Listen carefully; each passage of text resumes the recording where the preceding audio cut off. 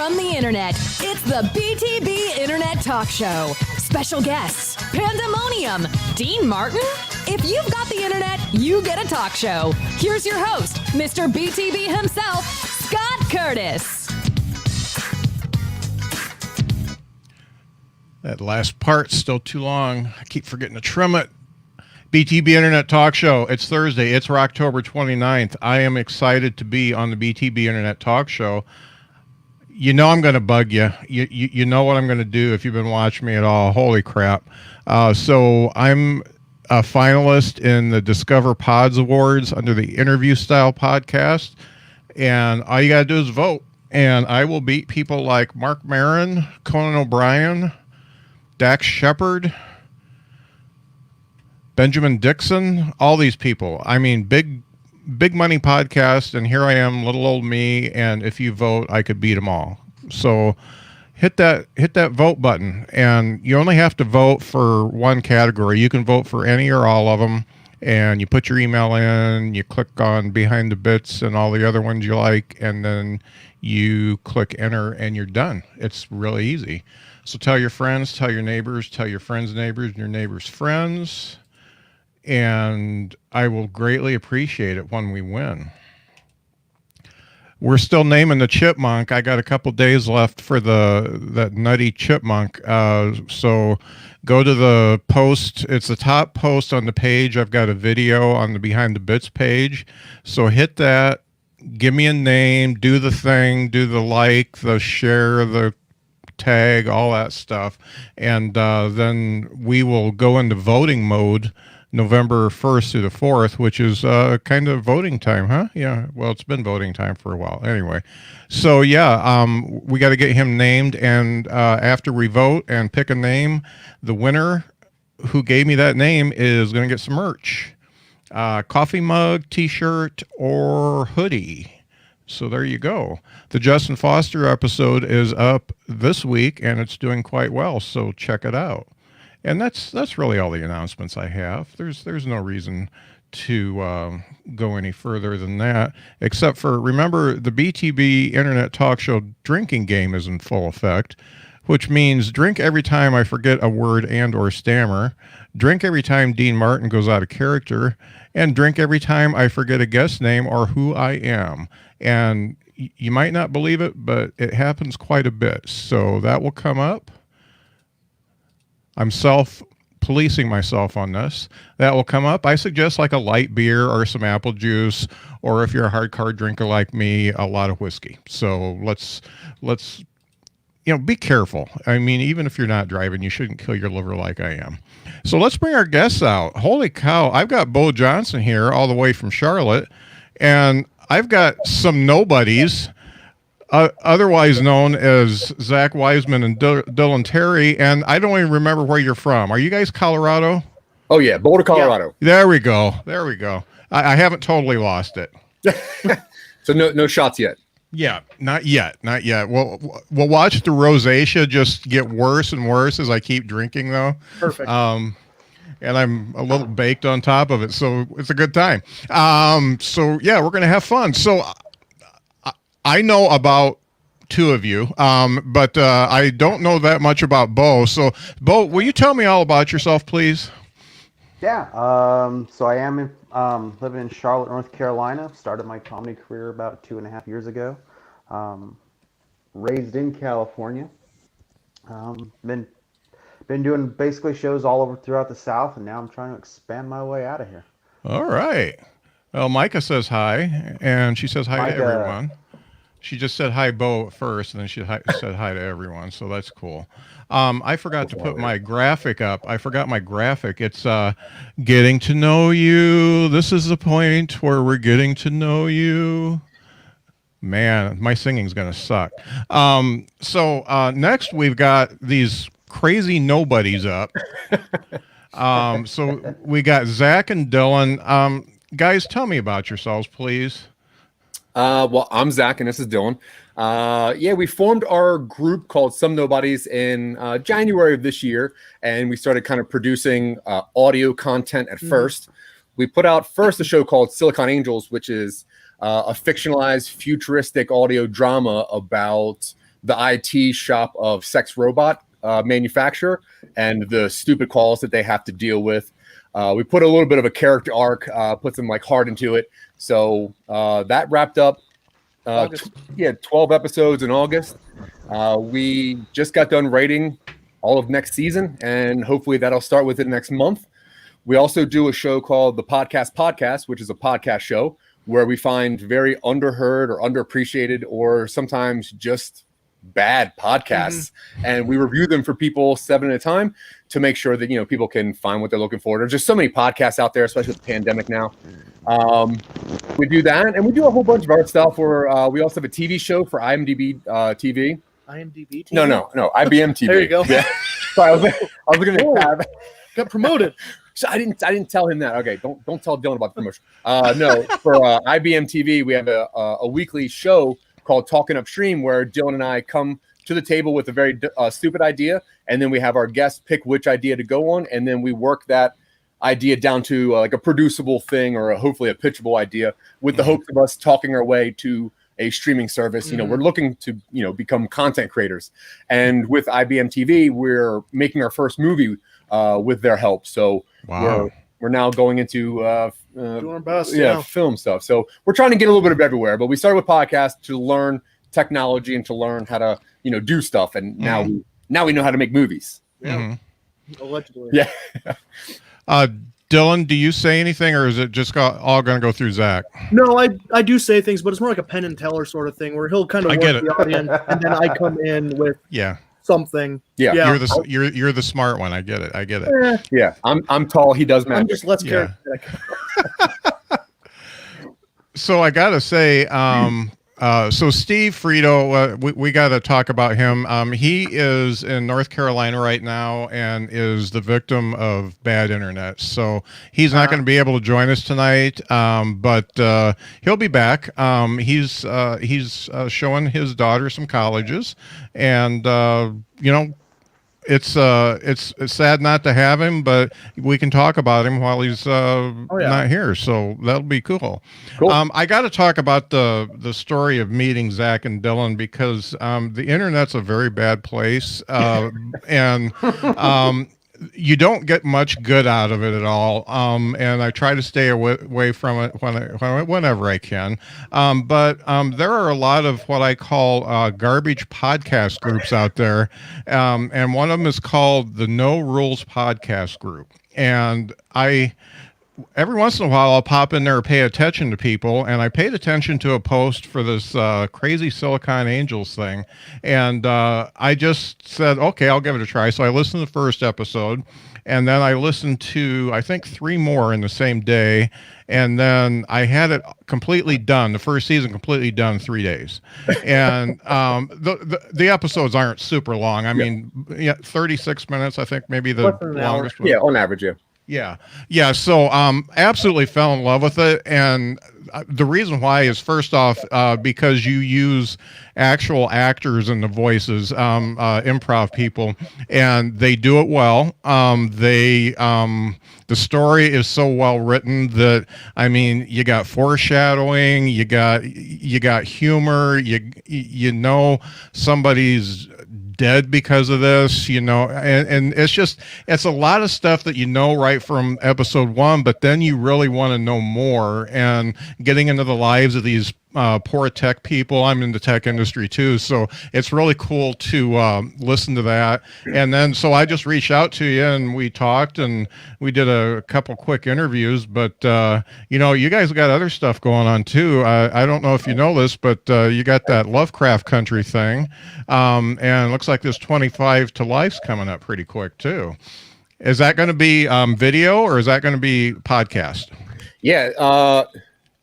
So 25 to Life, that was a project that we had to shelf a little bit for weather concerns. Okay. But as far as like upcoming projects go, like Zach said, we are working on a season 2 for Silicon Angels. That's in progress. We have most of it plotted out. It's just a matter of really kind of nailing what bits we want where. We have season 2 of the podcast, a podcast show coming soon as well. That's just a matter of making sure we can listen to and process what we need to listen to. Mm-hmm. we're done with the Lovecraft Country because the show's done. I don't think that's gonna. Not really any reason to keep doing that because there's nothing to keep doing it about. Yeah, we have like 2 more episodes. Maybe we'll probably do the book. We'll probably do a full rewatch and then just talk about that. I haven't watched it yet. Is it worth it? Yes. Yeah. Okay. It's really good. Great show. Yeah. It's a nice little like self-contained kind of. There's a lot of gore, so that's kind of fun if you're into that. And then we've got some new projects coming down the pipe. We have Super Empowered, which is another podcast which follows a group of D-tier superheroes, like superheroes with powers that are just not really worth mentioning, like being able to like smell the future or being half man, half goose. Okay. And it's about them coming together at a collective like group counseling session and slowly realizing that the counselor may not be all that he seems. So that's coming together. But yeah, 25 to Life, we kind of had a concept for doing our version of a time loop. So that is a film thing, and it's kind of around the story of people that have been stuck in a time loop for 25 years. So they don't even want to get out anymore. They don't really. They're just living this life. And the night before, they were on a camping trip because one of their friends just got diagnosed with cancer. So he doesn't really want to get out of the time loop because once he does, he goes back to back into having cancer. So we had this 10 episode little thing written that we were going to film for visual effects. But because we need every day to be exactly the same, once some weird weather came and then the fires in the mountains, we kind of had to put things on hold as far as that goes. Yeah, I guess. Yeah. But yeah, that was going to be our first attempt at a visual series. Yeah. Wow. So, like I said, I found you guys and fell in love with you. The podcast is pretty good too. I listened. I think it took me like 5 days to get through that one, the first seasons. And I mean, the dude that sets off car alarms, I just, for some reason, that's the one that stuck with me. I absolutely love that one. Yeah, wanted to be careful not giving out that guy's information. Yeah. Yeah, no doubt. And folks, in case you don't notice, I'm trying to look in the camera instead of staring at the people on my screen. So I'm going to give it a shot. It's uncomfortable and I can't see the people talk, but hey, I'm going to give it a try. So Beau, I feel like I've left you out a little bit, but I was catching up. I haven't talked to Dylan and Zach for a while, so I was catching up with old friends.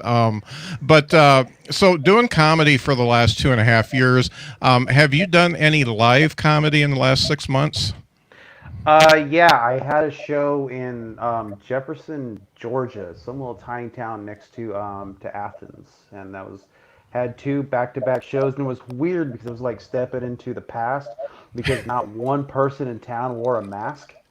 So it was like nobody cared. It was like nobody cared. I'm like, look, there's smiles. That's a weird concept, Yeah. But 2 really great shows with a really good lineup of comedians, and just wonderful night. So that's been my only live show since this whole monstrosity started. Okay. Have you done any of this virtual stuff? Yeah, quite a few. I've done backline comedy. I've done a couple things with flappers already. And a few just open mics here and there. Done several things with the Hot Breath group, and a lot of interviews and podcast interviews of bigger comedians through Hot Breath. So cool. Yeah, I like to do the virtual stuff, but it involves actually signing up for stuff, and I'm not real good at that. So it's few and far between for me. And then I signed up for stuff, and I forgot I signed up for it, and I said, "Hey, you ready for tonight?" I had that happen twice. Like, I mean, I still have a regular job, which yeah. So I still have a regular job, and so having to come home being like dog tired and go see that message. Show starts in 2 hours. I'm like, no. Yeah. The only thing starting in 2 hours is me looking at the back of my eyelids because of the thing happening. So it's like drink a lot of coffee. Good thing I'm a Java junkie. And, just so I can power through it. So yeah, no doubt. No doubt. So I got a lot of stuff on my mind today. My mind has just been going nuts. So first off, do you guys do Halloween stuff? Do you celebrate Halloween? Do you dress up? Do you do things? Tell me, please. Talk to me. Yeah, I'll go first.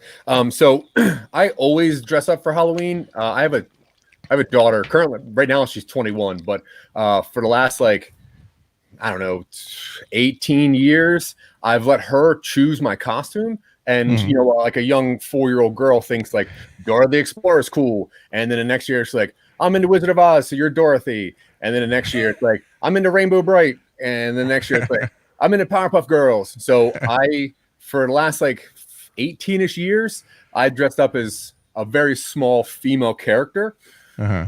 Up until this year. So this year, because she's 21, I'm like, hey, look, you can't do that anymore. So we came up with a new thing, which is we would take $10 and we would buy each other a costume.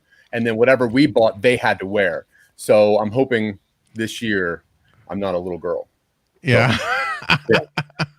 But yeah, I love it. Yeah. That's cool. How about you, Dylan? I like Halloween. Never took it very seriously as a family when I was younger, but obviously, as college hit, went to parties and stuff. And last few years, there have been a few really good, large get-togethers I've gone to. Obviously, not happening this year.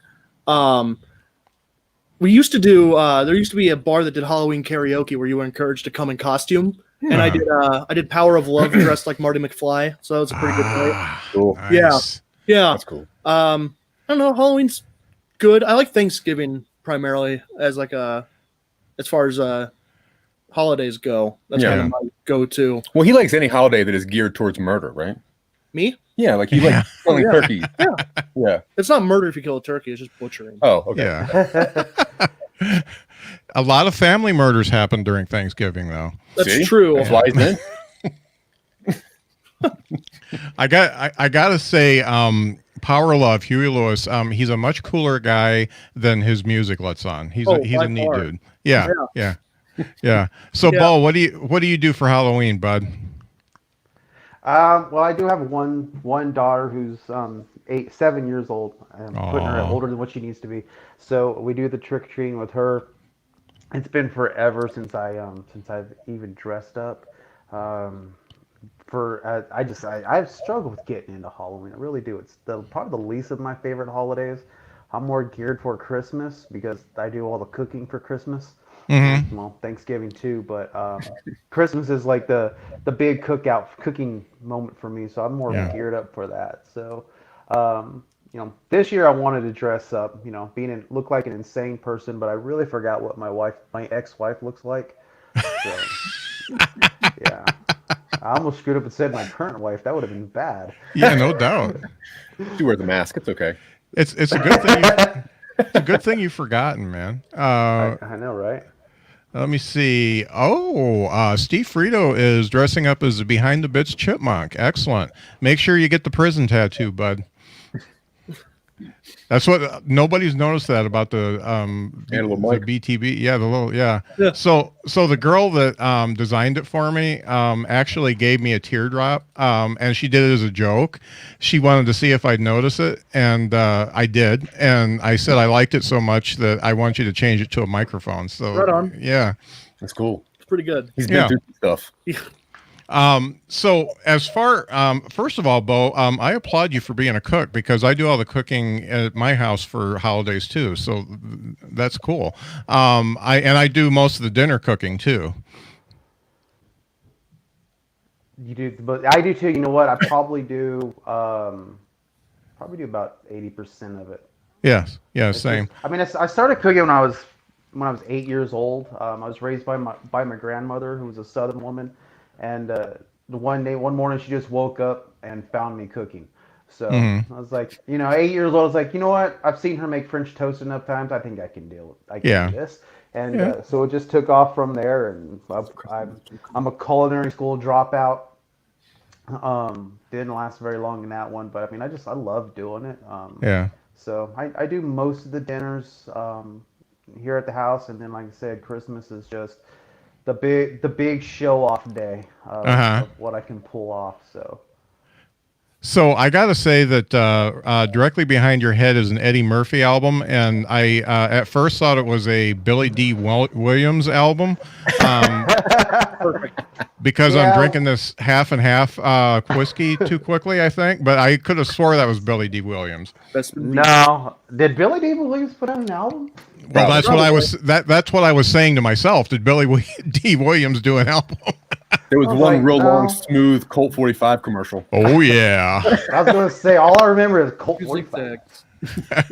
Oh, we did? No, I'm looking. No, yeah, he did Crazy Rap by Afro Man. Billy D. Williams has an artist page on Spotify. He has an album out. Oh yeah. All right. Behave. It was released in 2014. Oh yeah, I've got that one. I forgot. Yeah, I forgot. So if we went head to head, Billy D. Williams versus William Shatner, because I know William Shatner just put out another album, which is absolutely terrible. I wonder which one would be worse. Worse?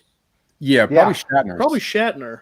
Well, fun fact about Billy D. Williams: his full name is William December Williams, and that in itself makes you win every contest. So he would definitely have a better album. Yeah, I actually think that William Shatner has more animal charisma than Billy D. Williams, though. But that's just because I kind of had a crush on him when he did Star Trek. So he's a good-looking guy, or at least he was. He's like 90 now. So actually, I liked him better in Boston Legal. I never watched that show, and that's something I need to watch because I'm a James Spader fan too. Best role was with Geniality. Yeah, easy. Oh yeah, that was good. The foil to Sandra Bullock. Yep, that was good stuff. So as far as Halloween goes, I don't do anything for Halloween. And since the kids have grown up, mine are both grown too. I haven't put a costume on since like 6th grade. And I've gone to parties and stuff when I was younger, but not. Halloween just doesn't do much for me. And so I'm not dressing up this year either for myself. So that's that. I'm doing it. Have fun. Have fun. I don't put anybody down for it. I mean, but gosh, it's just not my thing. So here's another thing I got on my mind, and the reason why I got this on my mind. First of all, Beau, how old are you? 40.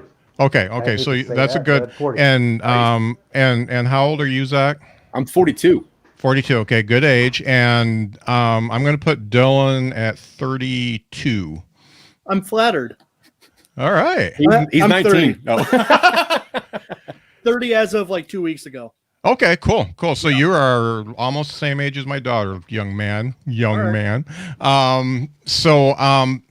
I've been thinking about music a lot lately because even though I'm not musically inclined at all, I'm tone deaf and all that kind of stuff. I love music, and I am remembering back to the time before the internet when music was like it was like gold when you found a band that you liked, and it was a lot harder to find. And when you found it, it was really cool. You listened to the whole album, and even if it was a CD, you guys are CD age, so you listen to the whole CD. You didn't buy just singles, a little bit here and there, but mostly you listen to the whole thing. And now there is such a saturation. Spotify. I've got it. I pay for it so I can listen to all the comedy albums and stuff. But the Spotify just throws all this music at you, and there's so much that I can't like latch on to anything and be a real fan. Do you guys? I mean, you guys are of the age that you remember before. I mean, you guys were young right before Napster. Or during, or too young to really know what Napster was, but So what do you guys think about, are you guys music fans? First of all, do you dig music? Oh yeah. Yeah. Nope. Not at all, Zach, really? No, I never listened to music. I'm not sure why. I can remember the very first CD that I owned, and I can remember the first song that I have ever heard. I know that. But somewhere around 1996, I stopped listening to new music, and I have the same CDs from them. I actually listen to a lot of movies. Like when I'm in the car, I listen to movies. But I don't listen to music. I don't have any attraction, or I don't feel anything when it comes to music. There's like 5 songs that I really like. Other than that, I listen to Rage Against the Machine, Tenacious D, and the Beastie Boys, and that's it.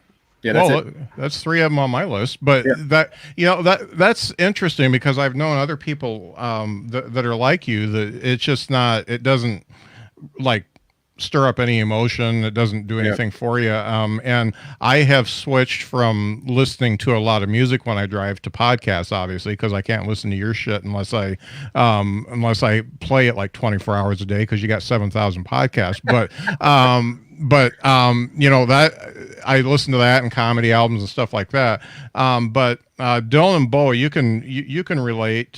So when is the last time you guys found a band that you just really latched onto, and it felt like you found God or something, that it was such a great band and you love them still?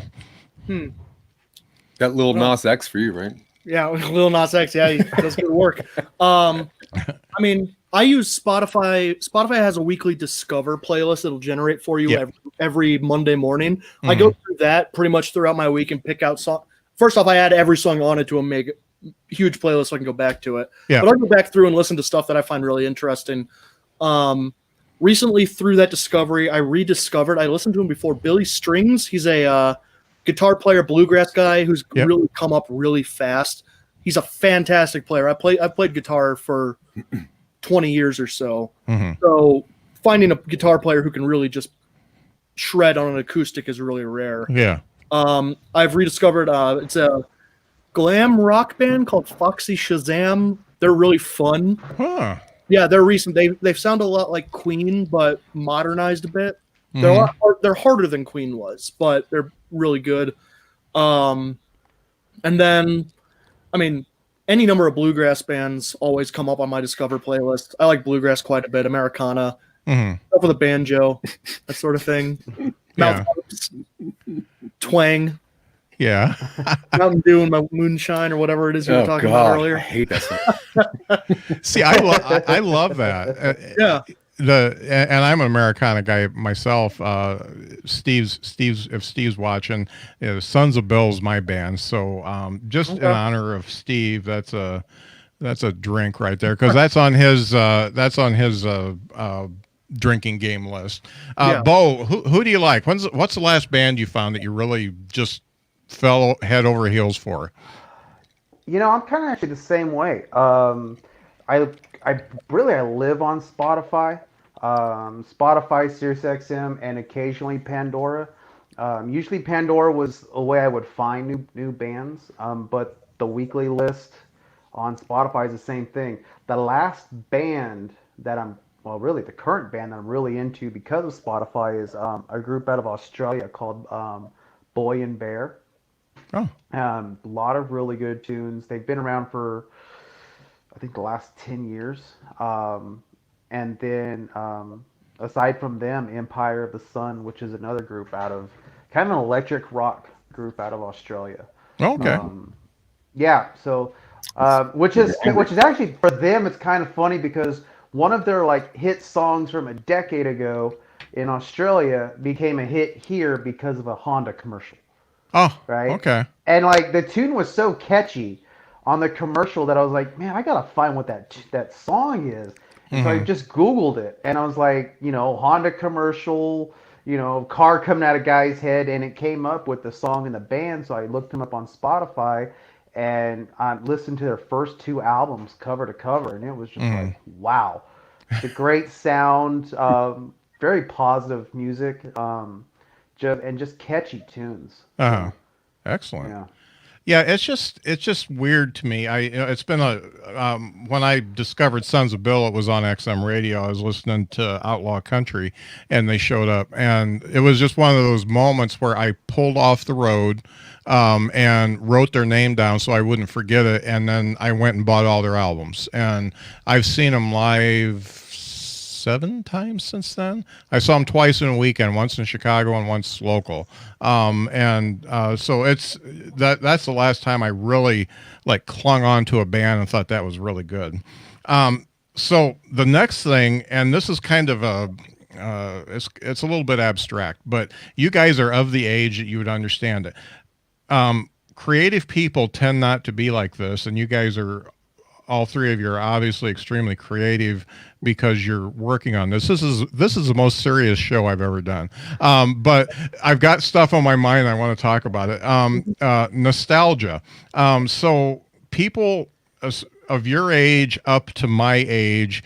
So you got the guy who was a high school football quarterback or whatever, and that's all he talks about. And it goes back to the music. And then they listen to REO Speedwagon and Styx all the time, and they don't know anything about new stuff.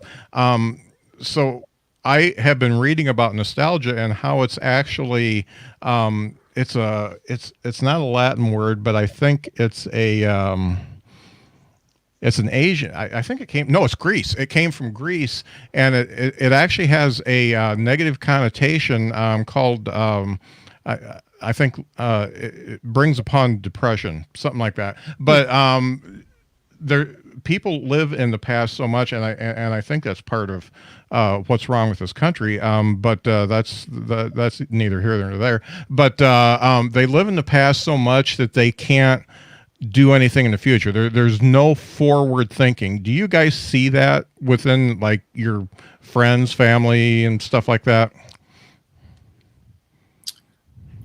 Do I see this? I mean, everyone likes nostalgia. You know, I think that for anyone, you know, it's like a cool drug. When you look back at your high school time, most likely that was the best time of your life, and the music and the movies that you watched then are the best movies ever because that was the best time of your life, and that all makes sense. And I'm someone who I'm a fan of that. If you look around this whole place, it is full of nostalgia. The very first movie I saw was Star Wars. The very first movie my daughter saw was Star Wars because that was the first movie I saw. So I'm a fan of nostalgia. But the thing is, like any other drug, you have to understand that it's your warped version of how that was. High school was never great. It wasn't good when you were there. It's only good now because now sucks and then way better. You know, so to me, it is a drug that should be understood and respected like every other drug. And I don't think it doesn't alter me from making plans in the future. I don't disagree. Not at all. Yeah, I think nostalgia, it's nice to go back to every once in a while, but it can be a trap. Yeah. You can fall into it really easy and find it hard to get out of. Yeah. I feel like it's a little dabble do you type thing. You know, go ahead and live in it for, half hour or whatever, and then move on. Mm-hmm. Yeah. I mean, what do you think, Beau? Yeah. I mean, your past is something to learn from. So a little bit of nostalgia is pretty good. I mean, I'm currently working on a bit that's a little bit more nostalgic, but how it's like done me with my life. Like, I mean, I grew up in the 80s and the 90s, so I was there with the original Nintendo. Yeah. I mean, and the one thing that like Duck Hunt, that taught me that no matter how much an asshole laughs at you, you can't shoot and kill him. Yeah.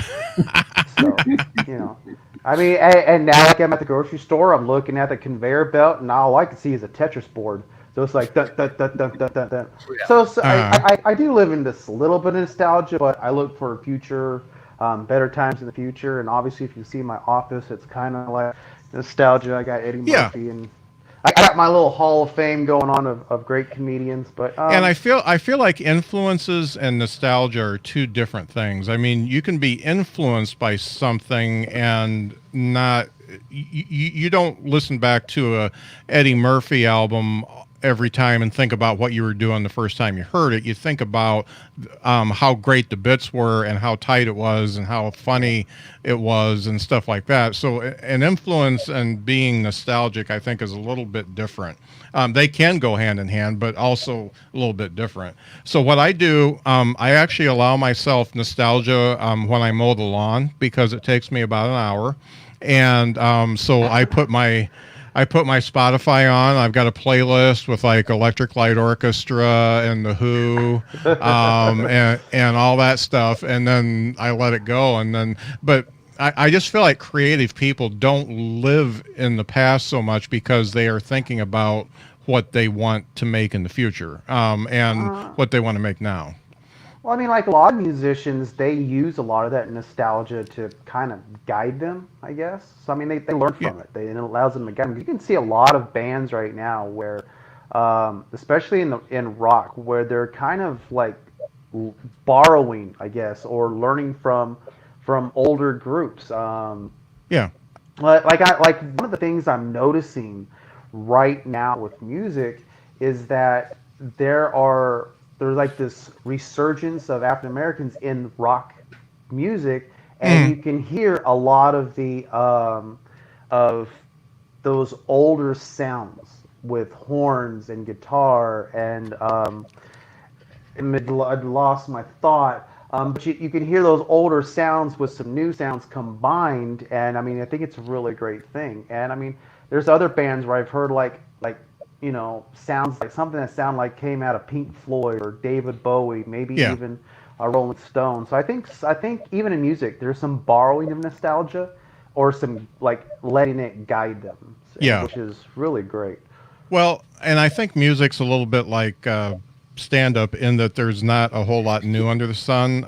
It's everybody's influenced by something else, and we haven't really had anything new since jazz. Really, everything else is rhythm and blues, gospel, and stuff like that, and spirituals. That's where it all came from. But it's just my head was spinning today for some reason. All those things came, and it's not really funny, but it was just stuff I wanted to talk through with people who aren't 20,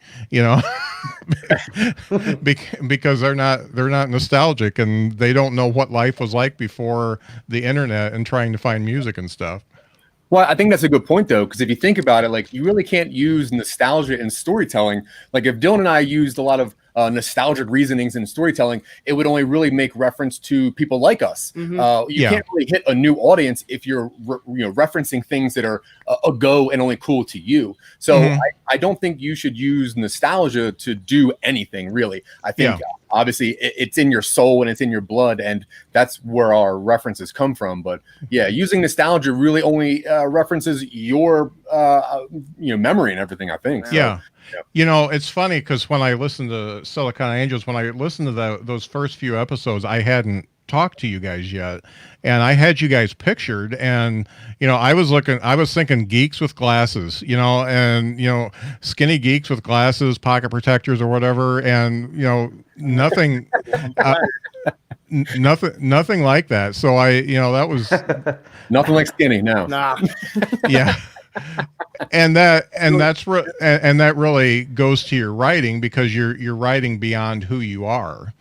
Well, we definitely are nerds. I mean, absolutely. Don't discount that. Yeah, if you look at any book around here or any comic or anything, like we are nerds. Yeah, we definitely like we like other worlds. We like cool lores, and that was one of the reasons we started things, because we wanted to kind of build our own world and start building our own universes on things. So we are nerds. We just happen to have good eyesight.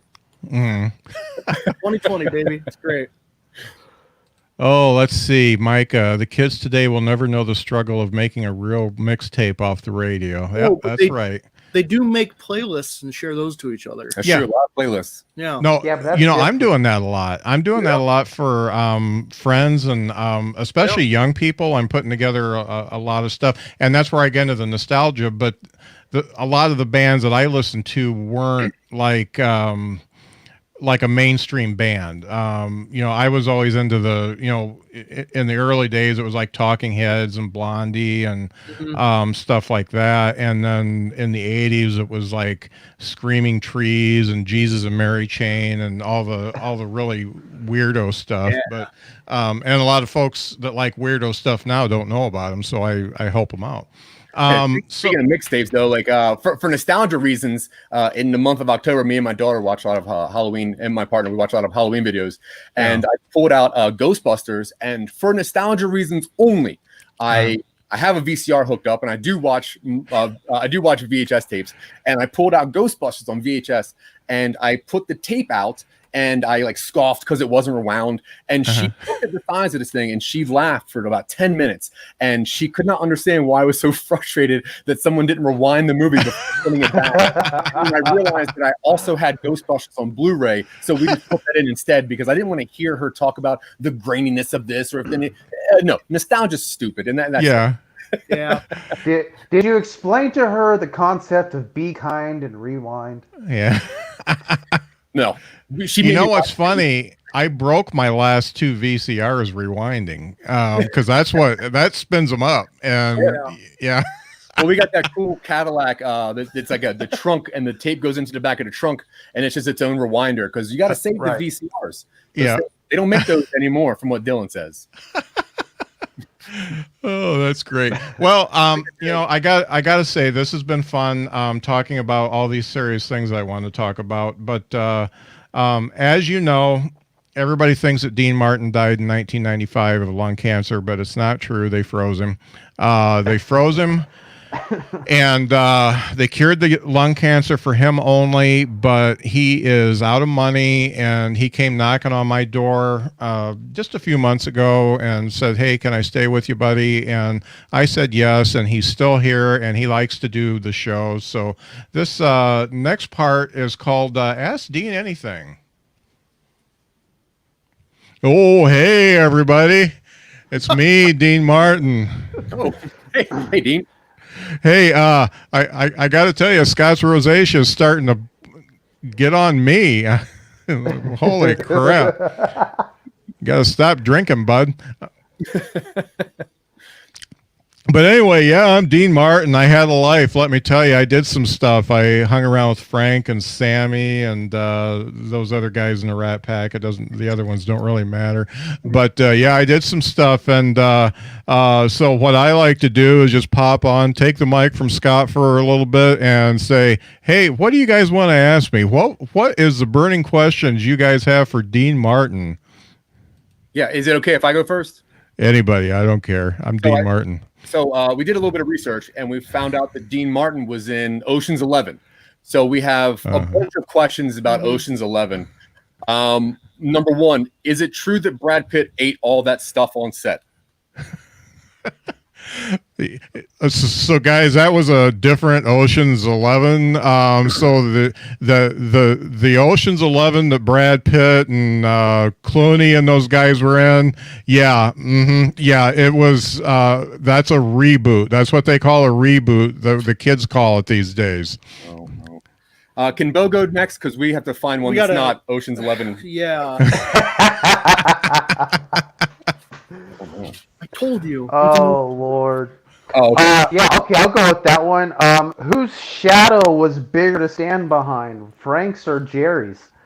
Oh, you son of a bitch, man! I gotta tell you, I'm Dean Martin, and I'll come down to Charlotte and choke you, buddy. So first off, I didn't stand in Jerry's shadow. I mean, he stood in mine. He was just going, and I was actually doing the stuff. And Frank, the guy just didn't hit as hard as he thought he could. I mean, he'd punch me in the face once in a while, but it didn't hurt. And I only took it because he had a lot of friends with guns. Yeah, all right. I've got one. Oh, and you're a son of a bitch, by the way. I love the whole controversy historically because a lot of people say like Jerry was in Dean's shadow, Dean was in Jerry's shadow, so I had to go there. Shadow. Hey, you're talking to Dean. So listen, I know I don't look the same. Freezing was not good to me, and Scott doesn't have any meat in the house, so I'm like eating lettuce all the time. God, that son of a bitch, I hate him. But free bed and breakfast, But and the breakfast is tofu. Anywho, Jerry was pretty cool at the beginning. He actually kind of worshiped me, and then he got a little big for his britches because the French liked him and stuff, and everybody was laughing when he was up there, and all the women were swooning when I was up there. And so, yeah, I there was a lot of give and take, and it turned out he was taking too much, so I broke us up. That's what happened. Cool. All right. So hypothetically, Dean, if you and the rest of the Rat Pack in 1962 had found a chest of cursed gold, where did you bury it? Well, first of all, that's fiction, but hypothetically, but yeah, this is a hypothetical. slowly, so we can write it down. So I played a lot of dates. When I was singing, I did a lot of stuff, and I was a star of Matt Helm, which was better than any of the Bond movies. But the place where I would hide gold, and you can take your pen and paper out now, where I would hide gold if I had gold would be in Boulder, Colorado, because that was one of my favorite nights in Boulder, Colorado. There was a young lady named Elise who accompanied me backstage after the show and taught me how to play Scrabble. It was one of the best nights I ever had. So yeah, I would bury it in Boulder, Colorado. I knew there was gold in those hills. No, you keep saying that. No. Go west. For the record, Dylan's sister's name is Elise, and Yeah. she is a librarian who loves Scrabble. So Different sister, but yeah, close. You're 2 out of 3 on that. You're not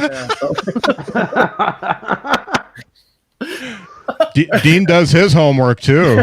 I guess. So in our research, we also found out that you were born in a very small town in Ohio, close to Pennsylvania. Was I? Yes, as you know, and Pennsylvania being known for its cheesesteaks, and Dylan being born in the same town that Dean Martin was born in. Dylan had a very personal question for you, which is, who makes the better cheesesteaks? Is it Rosie's on Main, or is it Steaks on, would you say it was OSHA? Steaks on OSHA. First off, you're really making me pine for the meat, because I don't know if I've mentioned this or not. There ain't no meat in the house here. But as far as cheesesteaks go, it's Rosie's 100%. The peppers were much better. Yeah, no, you're right. Yeah, you're right. Yeah. Okay. It's me, Dean Martin. Yeah. So I got one from Steve here. Yeah. So as you know, I was a boxer. I put the gloves on, and my amateur boxing name was Kid Crotchet. And would Dean get in the ring now, maybe with a fight against Screech? I'd take on Screech. I'd take on Belding. I would take on all those kids. And the reboot that's coming up. I'd take on all those kids too at the same time. Well, Mario Lopez is pretty tough, though. All right. I have Looking. If Beau doesn't mind me cutting in. Go for it. Go All ahead. right. How many 4th graders could Dean Martin fight at once? Many people have asked that, so you have to get the setting. First of all, are they all coming at me at once, or is it one at a time? You're in a boxing ring. Uh-huh. You have a knife, and they have their fists. And They all just keep coming until you get knocked out. okay. So as far as 4th graders go, they're getting bigger, faster. So I'm going to go with 164.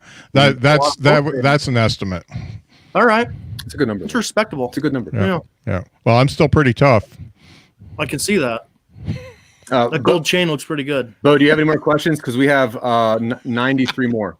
93 more. About, Oh, yeah. God. So, Dean Martin, boxer, tough guy. Ends up in a movie with Ricky Nelson.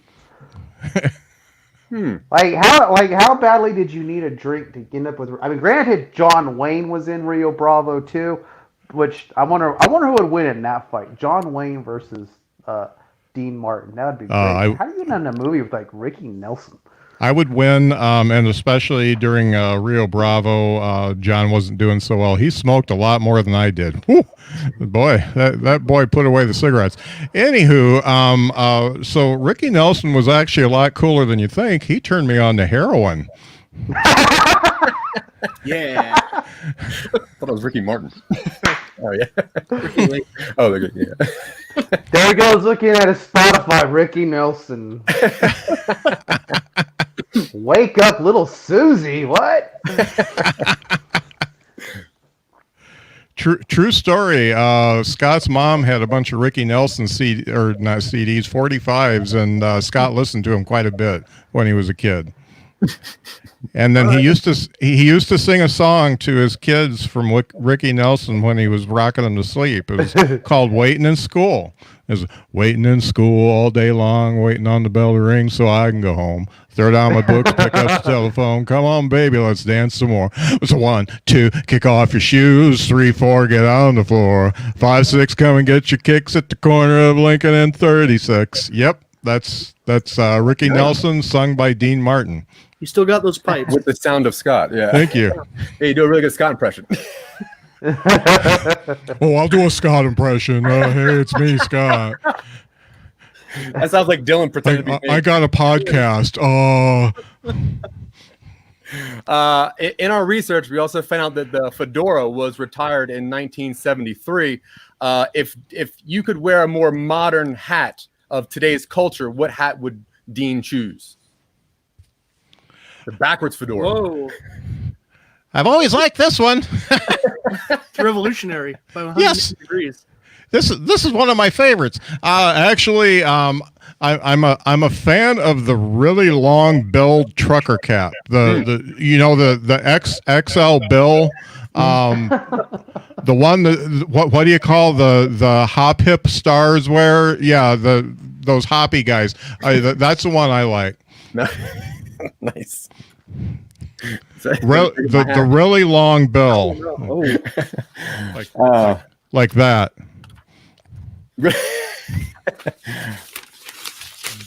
It's just all Ocean's 11 lot of questions. Ocean's 11 questions. I'm sorry. Gee.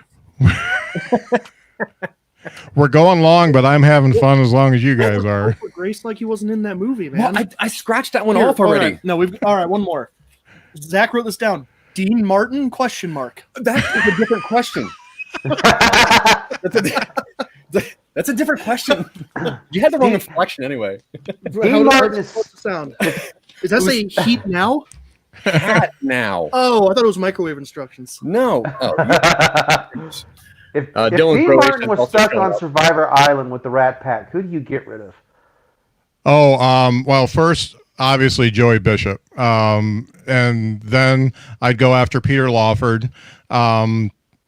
Man, I would, if it was me and Sammy and Frank, I would probably hit Frank first. Because if it's just us, he doesn't have his muscle, and he just never. He was just an asshole. He never slept. I'm just a sec here. Got a little bit out of character there. So if you got a drink them. Yeah. So I would. I would like for it to be a death match between me and Sammy at the end. And if we're on an island, it's not this voting shit. We would fight. There wouldn't be any host or swimming and getting rings and stuff. I wouldn't mess with that. That's interesting. He waits till the very end to take on the guy with one eye. Not a threat until then. Yeah. Sammy was a tough son of a bitch for a skinny guy. I mean, if you're gonna fight With anybody, one eye. fight the guy with one eye first. Yep. Yeah, he had a glass Oh, eye. that fight. Dylan's got a question. All right, I've got one Okay. more. If you and the Rat Pack could time travel to either prevent or benefit from any major catastrophe, what would it be, and which option would you choose? Okay. I actually have thought about this quite a bit. I would go back to when the Spice Girls were formed, and I would make sure that they didn't meet each other. Oh, I would intervene and make sure that didn't happen, The because that's what I culture want. It's what I really, really want. The culture. I feel like it's a big setup. That's perfect, actually. Steve, I hope you're watching. Steve, I hope you're watching, because I'm improvising like a son of a bitch here. The culture of the early 2000s would be irreparably changed. Yeah. Uh-huh. Yeah. Oh. Okay, this has been fun, but I'm Dean Martin, and I'm tired because I'm like 106 years old, and Scott no meat, and all I'm getting is vegetables now and butternut squash and stuff. So so I'm gonna go back to bed and bring Scott back out, and we're gonna start the part of the show that's called "Hey, what's on your mind?" See you, Dean. Have a good night. Adios. It was nice meeting you. Oh, my dad. Your bed, not mine. Thank you. He's always gone to the wrong bed after he's been drinking. But so this is a part of the show where I want to hear from you. This is the time where you can do a bit, promote your shit, or do a rant, anything you want. So I'm going to go to Beau first. Beau, talk to me. What's on your mind, buddy?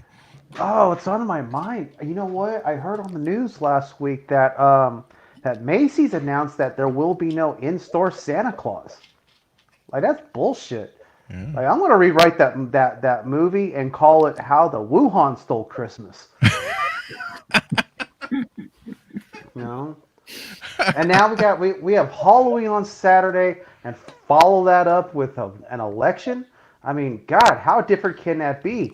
In one side you got ghosts and witches and goblins, and the other side you have Halloween. Yikes. Yeah. You know, oh God, can these times get any crazier? Like, I mean, I've increased my drinking just because of all this. Same. Not so much because of that, but because school's back in and I'm a teacher. So yeah. I have that job that comes with a 3-drink minimum hourly. You know, teachers are notorious drunks. Like, oh yeah, if you ever meet a teacher that doesn't drink, don't trust them. You know. Yeah. I mean, we have to drink because we deal with a lot of crybabies all day. Like, when the 3 of you were in school, you knew them as principals, right? Biggest crybabies in the world are principals. And I had one principal. He was like this really big guy, and every time he passed by, it smelled like biscuits. We called him Pillsbury. And so the last year, at the last day of school, I brought him a cupcake, and he got kind of mad at me. And so I did what TV taught me to do. Talking about nostalgia, I did what TV taught me to do, and I poked him in the stomach. Uh-huh. Now, I have a new job now. Apparently, fat guys have a Me Too movement also.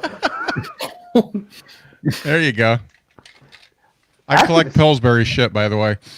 Actually, to be honest, this guy, his family, his ancestors' family, great-great-grandparents are the one that did start the Pillsbury company. Holy cow. Yeah, so it's just kind of odd. Like, how are you the heir to Pillsbury and you are a fat white guy? You know? Live on gluten. Yeah.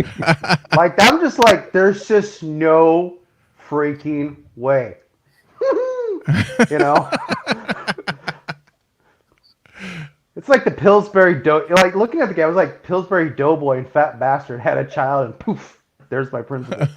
So, yeah, but that's what's on my mind is this holiday's all screwed up.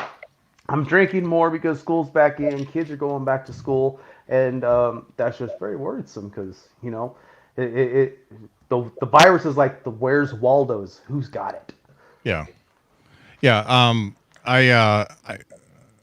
I got to tell you that the drink I mixed here was the last of 2 bottles of whiskey I had, and I just mixed them together and put some Diet Pepsi in it. So yeah. I'm throwing away 2 bottles at the same time. Things getting low. You know, here's the sad part. Kids have been home since March and stuck with their parents, and the brilliant people in the state of North Carolina told the liquor stores, you have to close earlier.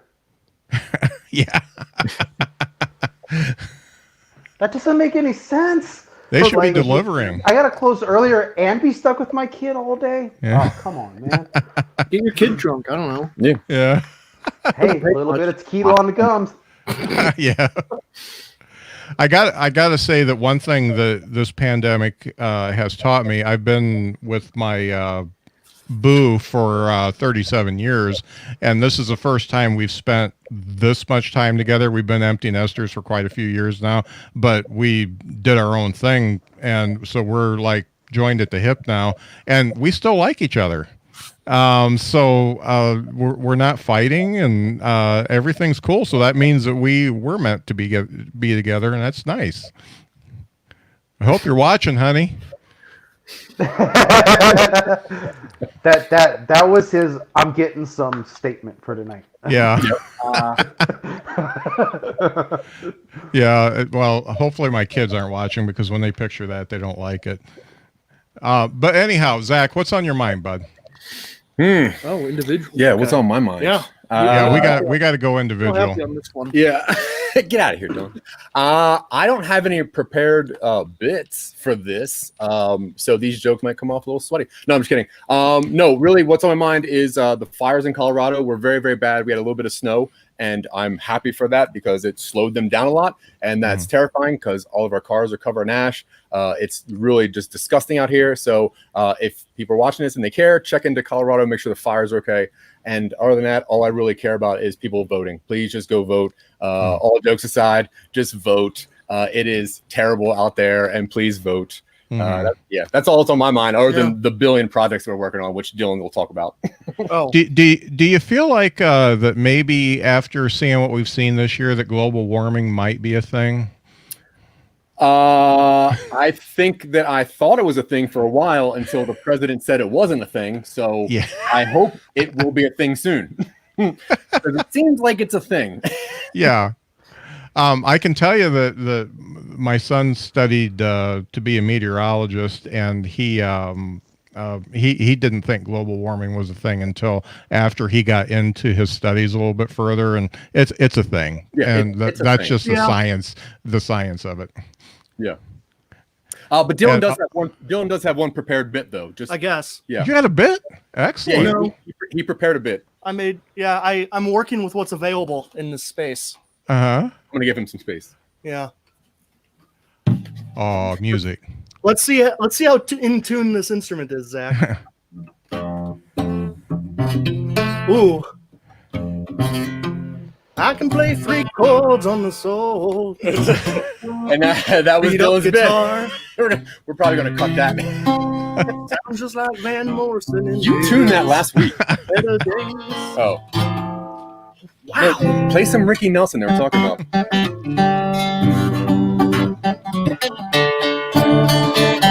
That's all I can do before Led Zeppelin comes after you. Yeah. I'm not a music guy.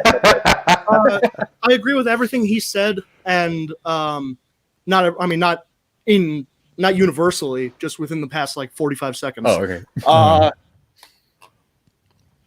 Educate yourselves and get involved in the system, bottom down or bottom up. Yep. Vote. Yeah. Most definitely. So Steve says kids call it climate change, not global warming. Thank you, Steve. I'm sorry, I'm 56. So yeah. Getting late. I'm not so woke right now. Why don't we change it? Why don't we change it to the world is on fire? Maybe that will make people notice. Do you think? I hope so. My world's on fire. Yeah. How about yours? Yeah. Yeah, it's close to you. It's fine. Well, I know for like the California fires, it's a lot of that is, I mean, there's the global warming thing, but it's also just assholes with matches. Yeah. That is what it is here too. Yeah. Some of it, yeah. Propane explosion is the big one that was near Boulder. We had one that was like 15 miles north of town. You could see it at night. Yeah. Apparently, it got started by a propane tank exploding, and it got up to 10,000 acres before they finally contained most of it. It's this jackass show. Everything's going. People are crazy now. Yeah. Yeah. Dylan, you talked about getting involved with politics from the bottom up, and it's funny. I've got a friend who's a state representative in his first term, and a very good representative, and really cares about his constituents, cares about the community, cares about the state, cares about the world. And he's got this guy going against him that is he's just a child of lobbyists. I mean, he's just he's a Republican lobbyist, and he put out more just bad ads against my guy than I've ever seen a state representative do. And that's scary because the stuff he said was really untrue. And what was true was my guy voted voted against an education bill that gave most of its money to private schools and instead of the public schools. And it's very frustrating to see that people with enough money can do that and put those little earworms into your head and say, oh, I'm not going to vote for him now because he's a bad guy. Because I got and I'm not even exaggerating, I got 7 pieces of mail, the big glossy ads, and I've seen his ads like 4-to-1 over my buddy Ross's ads, and it's just really disheartening to know that money can do that type of thing and change people's mind. Hopefully it doesn't. Hopefully people see through it, but I've seen it happen before, so it can happen again.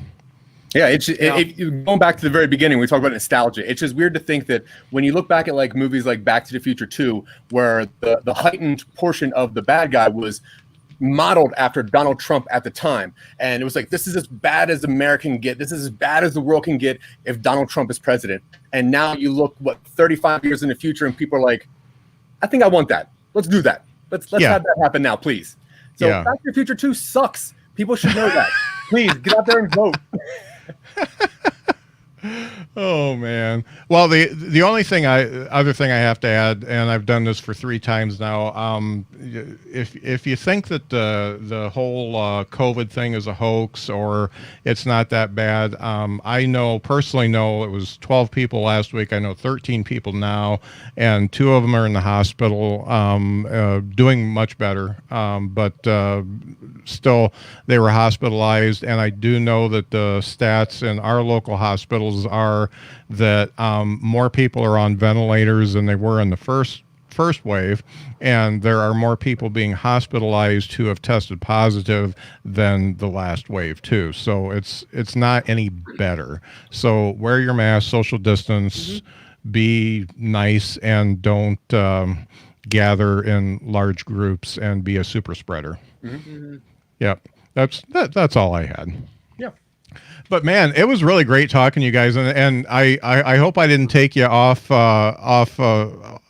key by those things I started in the first part. But I got these things in my brain that I wanted to talk through, and you guys seem like a good group to talk to. Sure. So it's not like I get 1 million viewers, although I've actually had people watching the whole time this time, and probably more than most. So it's we've had quite a few viewers. So maybe I'll do that. Maybe I'll be serious for a while.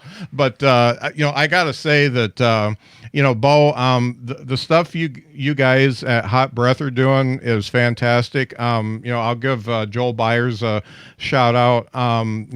He does, so he started out with the Right 10 Club, and that was where he got people together at 10 o'clock every morning to write on a certain word, and you just come up with a random word and you write on it, and he's been doing that for almost 300 days now. Yeah, since March. I mean, that's actually when I started. I was probably in like the 20th day or so, but since March, he's just been every single day with one word, and you have 10 minutes to come up with a joke. I forget I think today's joke word was mouth. Some words are easier to make a joke off of than others. Yeah, so it can be challenging now. Once a week, there's actually every Wednesday, there's a night session of it now. So with Bobby Sutton, Robin Sutton, Bobby who was Sutton. on the show 2 times ago, or was it last week? 2 times ago. I think it was last week. Oh, yeah, was it last week? Okay. I think so. I can't. It's hard to keep up, but I mean, it's amazing how it's growing, and then and Joel's not only doing the words and that writing session, he's also helping other comics. Help them out with his own comedy classes and giving them a pathway to help out in the group. I've reached out to several comics, have booked comics onto the podcast and got to interview them. Kostaki I can never pronounce his name. Yeah. Economopoulos Yeah. was the last guy that I was able to interview, and then Jerry Corley, who is a big time writer, who also wrote for Leno. I was able to interview him just by reaching out and booking him. But yeah, Joel has a really good thing going on. So comics out there that are listening, if you're looking to do writing every single day at the Hot Breath, it's at 10 a.m. It's a big group and it's growing every day. PJ says hi. Did you just get in, PJ? Is your internet working okay?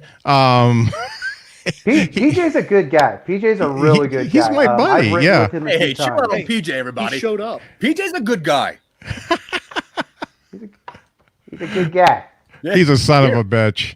He's a Boston dude. He's Boston strong.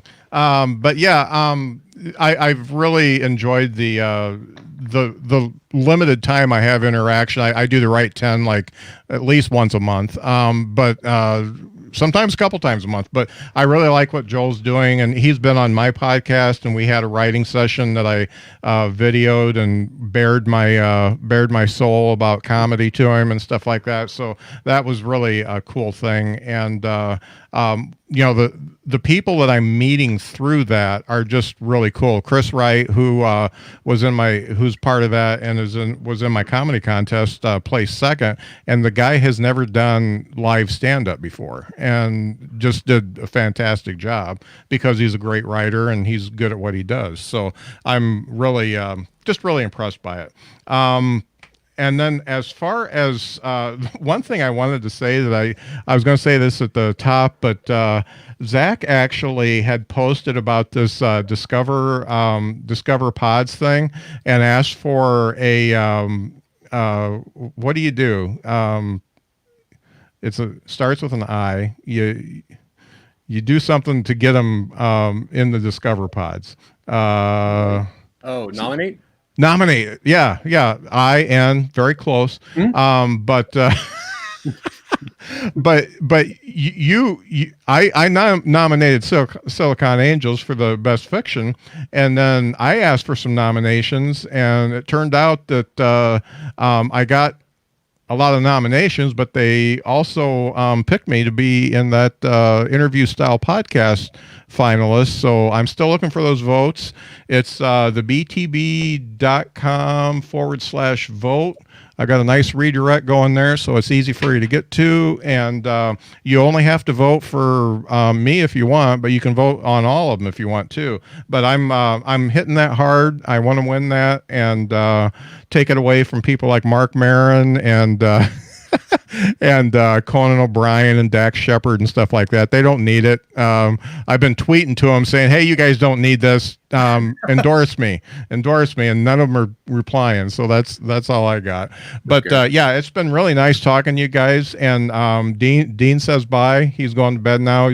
He's got my robe on, and you know, I'm going to have to wash it before I wear it. But it's been great having you guys on. And before I sign off, I want to make sure. So make sure to check out Silicon Angels. Listen to season 1 now so that you're ready for season 2. Listen to Lovecraft Country. I'm going to listen to each episode as I watch an episode. And then the podcast, the podcast.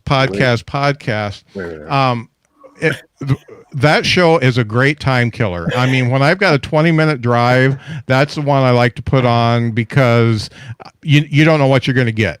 You're going to get the guy that is setting off the car alarms. You're going to get the guy that just makes weird noises the whole time, and there's a lot of weird podcasts out there, and you found them, and I'm glad you're finding them and not me. People who don't speak English, all we're doing is making weird noises all the time. That's true. Yeah. Yeah. Not bad. Bo, do you have anything coming up? Any virtual stuff or anything live? I have a couple shows that are coming up in South Carolina next month. And I just got booked I just got an email earlier today for a virtual for a dad joke comedy show online. So but I have everything posted on my social medias. It's at B Johnson Comedy. on Facebook, Twitter, and Instagram. So I'll keep all my dates up there. Nice. And you guys, where do you find all your stuff? So you can go to somenobodies.com. That'll have links to everything we have. You can also search Some Nobodies on most podcast platforms. We are generally the first ones to show up under that name. We have a patreon.com/somenobodies. Helps us, just fun stuff. Yeah. Got a lot of stuff coming down the pipe. Great. Yeah. All that's true. Two of the most creative guys I've met on the interwebs in a garbage podcast group. And so we've gone really long, but I wish you guys all the best, and thank you for being on the show. It was great having you. This was probably my favorite show this week. It's my only show this week. But anywho, Dad jokes. so the dad joke thing PJ says was super fun. Aaron Patrick hosts that. I have also been invited to participate in that, so I got to make sure that I'm available. Not because I'm this great comic that everybody wants, but sometimes I do other things. So that's when I'm not available.